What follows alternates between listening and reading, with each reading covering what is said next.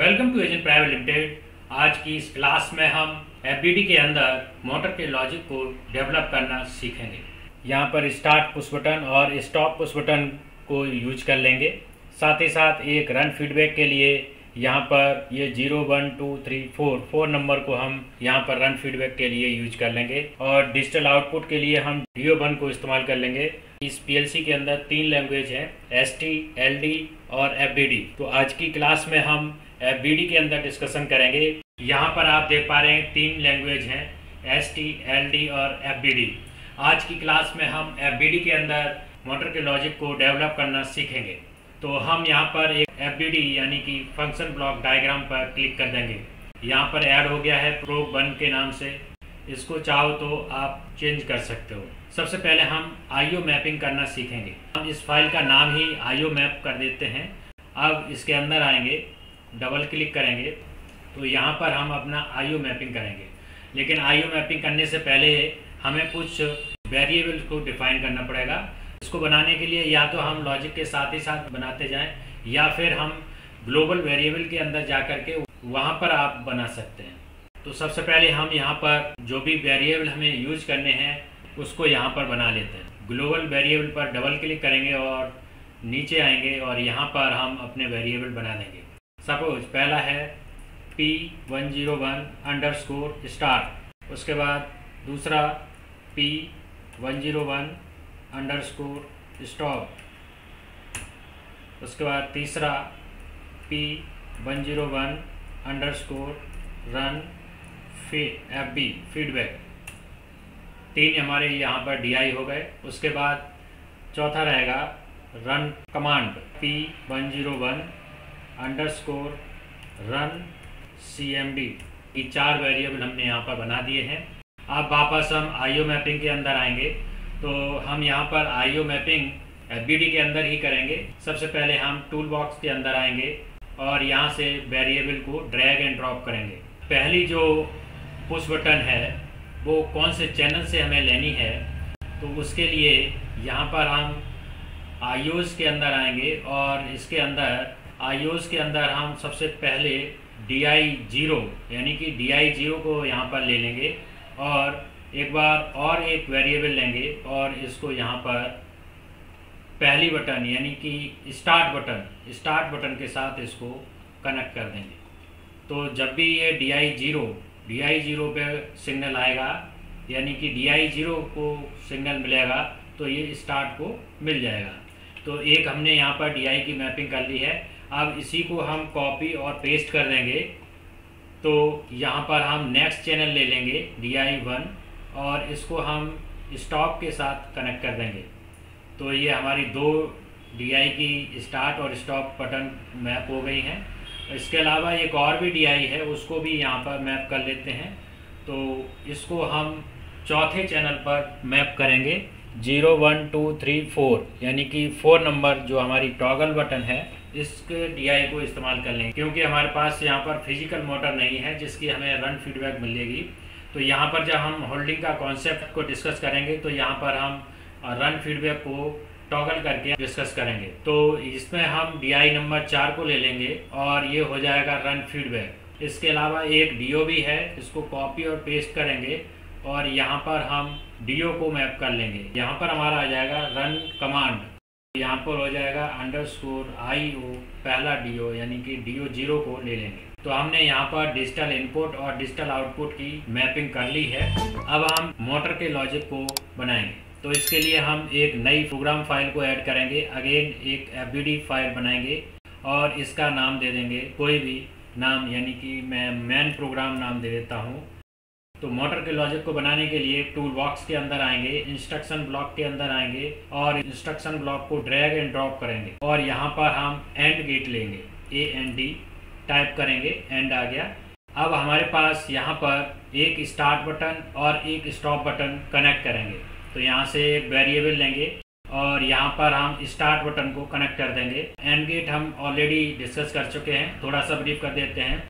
And gate तब output निकालता है जब इसकी दोनों कंडीशन ट्रू हो जाएंगी तो ये आउटपुट निकालेगा। अगर एक भी कंडीशन फॉल्स है तो आउटपुट नहीं निकालेगा। अब स्टॉप बटन कनेक्ट करनी है लेकिन स्टॉप बटन को हम निगेट करेंगे, यानी कि नॉट गेट लगाना पड़ेगा।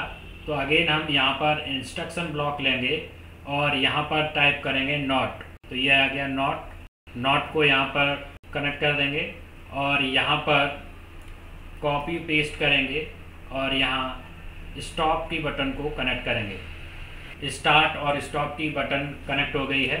स्टार्ट की हमारी एक तरह से डायरेक्ट कांटेक्ट हो गया और ये हमारा रिवर्स कांटेक्ट की तरह यूज हो गया, यानी कि ये जब फॉल्स होगा, स्टॉप की बटन जब फॉल्स होगी तब यहाँ पर ये ट्रू होगी और ये जब ट्रू करेंगे तब ये ट्रू होगा, यानी कि ये जब प्रेस करेंगे तब बंद होगा, ये प्रेस नहीं करेंगे तब भी ये बंद होगा। अब यहाँ पर हम एक वेरिएबल लेंगे और यहाँ कनेक्ट करेंगे कमांड से, रन कमांड से। ये हमने रन कमांड से कनेक्ट कर दिया। तो अभी तक का लॉजिक हमारा ये बन गया है सिंपल, कि ये स्टॉप की पुश बटन हमारी बंद पड़ी हुई है। जैसे ही हम स्टार्ट की पुश बटन को एक बार प्रेस करेंगे तो ये भी ट्रू हो जाएगा और ये भी ट्रू है, तो आउटपुट जनरेट हो जाएगा। लेकिन अभी के केस में ये होल्ड नहीं करेगा। मैं एक बार इसको दिखाई देता हूँ। सबसे पहले इसको हम डाउनलोड करेंगे। इस पर राइट क्लिक करके डाउनलोड पर क्लिक कर देंगे और इसको डाउनलोड कर देंगे। तो अभी आप देख पाएंगे यहाँ पर हमने दोनों पुश बटन अभी रिलीज हैं। तो आपका स्टॉप का यहाँ ट्रू हो रहा है, यानी कि ये ट्रू दिख रहा है, ये फॉल्स है। तो यहाँ अभी आउटपुट नहीं निकल रहा है। तो अभी अगर हम इसको स्टार्ट की पुश बटन को एक बार प्रेस करेंगे तो आप देख पाएंगे कि हमारा आउटपुट जनरेट हो गया, यानी कि लैंप भी हमारा यहाँ पर ऑन हो रहा है। लेकिन जैसे रिलीज कर रहे हैं तो ये ऑफ हो जा रहा है। तो इसको होल्ड करना है। होल्ड कैसे कर सकते हैं? होल्ड हम दो तरीके से कर सकते हैं, या तो हम रन कमांड से ही होल्ड कर दें या फिर हम रन फीडबैक से होल्ड करें। बेस्ट प्रैक्टिस तो ये होती है कि रन फीडबैक से हम होल्ड कराएं, लेकिन हम दोनों तरीके से यहाँ पर करके देखेंगे। पहले हम रन कमांड से होल्ड करना सीख लेते हैं। तो रन कमांड से होल्ड करने के लिए एक बार ऑफलाइन आएंगे और इसमें थोड़ा सा चेंज करेंगे। तो चेंज क्या करेंगे, इसको डिस्कनेक्ट करेंगे और यहाँ पर हम एक इंस्ट्रक्शन ब्लॉक लेंगे और यहाँ टाइप करेंगे और गेट। और तो यहाँ पर और गेट आ गया। इस और गेट को यहाँ पर रखेंगे और ये जो स्टार्ट बटन है ये इनपुट 1 पर कनेक्ट कर देंगे और यहाँ से जो आउटपुट निकलेगा वो हम इसके इनपुट में दे देंगे। इसको थोड़ा सा रीअरेंज कर लेंगे। इस प्रकार से इसको रीअरेंज कर लेंगे। यहाँ से इसको उठाएंगे और यहाँ कनेक्ट करेंगे इनपुट 2 में। तो अभी क्या होगा, एक बार स्टार्ट बटन प्रेस होने के बाद ये कमांड ऑन होगा और कमांड से ही ये होल्ड हो जाएगा। ये और गेट है। और गेट कैसे काम करता है, इनमें से कोई सी भी एक कंडीशन I1 या I2 कोई सी एक ट्रू हो जाएगी तो यहाँ से आउटपुट निकल जाएगा। तो यहाँ से आउटपुट निकलेगा, यानी कि O1 ट्रू हो जाएगा। तो O1 ट्रू हो जाएगा तो I1 यहाँ पर ट्रू हो जाएगा। और ये स्टॉप बटन पहले से 0 पड़ी है और इसका उल्टा हो जाएगा तो I2 यहाँ पर ट्रू हो जाएगा। तो दोनों जब ट्रू हो जाएंगे I1 I2 तो ये एंड गेट तभी आउटपुट निकालेगा। एक बार स्टार्ट पुश बटन को प्रेस करने से ये ऑन हो जाएगी और फिर रिलीज भी हो जाने के बाद भी मोटर ऑन ही रहेगी। तो इसको एक बार चेक कर लेते हैं। इसको चेक करने के लिए एक बार इसको डाउनलोड कर लेते हैं। तो ये हमने लॉजिक को डाउनलोड कर दिया है। अब यहाँ पर एक बार चेक करेंगे। एक बार हम प्रेस करेंगे, यहाँ पर एक बार हमने स्टार्ट पुश बटन को प्रेस किया और उसके बाद हमने स्टार्ट बटन को रिलीज कर दिया, फिर भी हमारा मोटर ऑन है।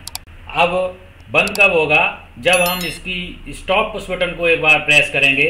तो आप देख पाएंगे यहाँ पर ये एक बार फॉल्स होगा और जब इनमें से कोई सा भी एक फॉल्स हो जाएगा तो आउटपुट डिस्कनेक्ट हो जाएगा और हमारी होल्डिंग ब्रेक हो जाएगी। तो एक बार हम स्टॉप पुश बटन को प्रेस कर देते हैं तो ये होल्डिंग ब्रेक हो गई और मोटर बंद हो गया। तो जब भी हम स्टार्ट पुश बटन को प्रेस करेंगे तो ये स्टार्ट हो जाएगा और होल्ड हो जाएगा, और स्टॉप को प्रेस करेंगे तो ये बंद हो जाएगा। तो ये तो हमने स्टार्ट कमांड से ही होल्ड कर दिया है। जनरली स्टार्ट कमांड से हम होल्ड नहीं कराते हैं। बेस्ट प्रैक्टिस यही होती है कि हम इसके रन फीडबैक से होल्ड कराएं, क्योंकि अगर मोटर को हमने यहाँ से कमांड दिया और मोटर किसी रीजन से ऑन नहीं हुई तो हमारा कमांड रिलीज हो जाना चाहिए। तो इस लॉजिक को हम कैसे बना सकते हैं, तो इसको हम इम्प्लीमेंट कर लेते हैं। तो इसके लिए पहले हम ऑफलाइन जाएंगे। रन फीडबैक से करने के लिए पहले हम इसकी होल्डिंग यहाँ से डिस्कनेक्ट कर देंगे और अब हम रन फीडबैक से करेंगे। तो रन फीडबैक से करने के लिए जैसे ही हम स्टार्ट की कमांड देंगे तो कुछ सेकेंड के लिए हमारी कमांड जाती रहेगी। 10 सेकेंड मान लेते हैं कि 10 सेकेंड डाल लेते हैं टेस्टिंग के लिए। वैसे जनरली 2 सेकेंड या 3 सेकेंड रख लेते हैं। तो हम 10 सेकेंड का यहाँ पर पल्स डालेंगे। 10 सेकेंड के अंदर अगर फीडबैक आ गया तो वेल एंड गुड, मोटर चलती रहेगी। अगर 10 सेकेंड के बाद भी फीडबैक नहीं आया मोटर का तो मोटर के कमांड को रिलीज कर लेंगे।